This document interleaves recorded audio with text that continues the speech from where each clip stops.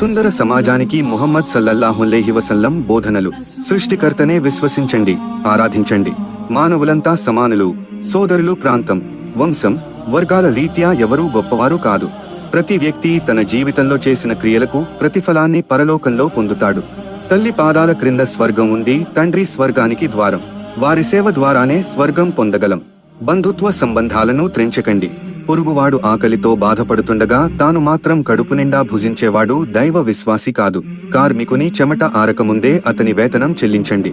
అసత్యవాది స్వర్గాన్ని పొందలేడు. మద్యం, జూదం, వ్యభిచారం నిషేధించబడ్డాయి. నైతికంగా ఉత్తములే మానవులలో ఉత్తములు.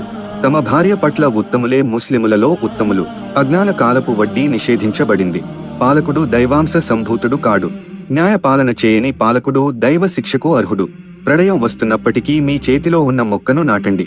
పారే నది ఒడ్డున ఉన్న నీటిని వృధా చేయకండి. నీటి వనరులను కలుషితం చేయకండి. మీకు ఈ వీడియో నచ్చినట్లయితే తప్పకుండా షేర్ చేయండి.